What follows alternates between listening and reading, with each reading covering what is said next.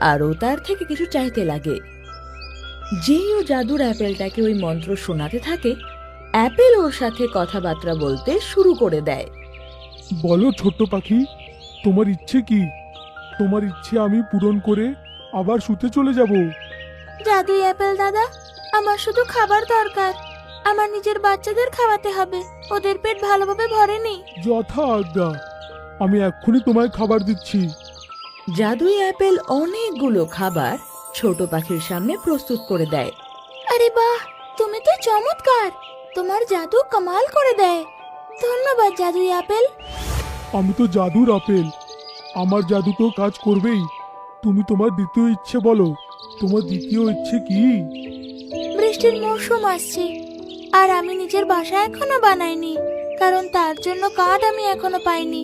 তুমি আমাকে বৃষ্টি থেকে বাঁচার জন্য একটা বাসা বানিয়ে দেবে? জাদুই অ্যাপেল ছোট পাখির সামনে একটা ঘর বানিয়ে দেয়।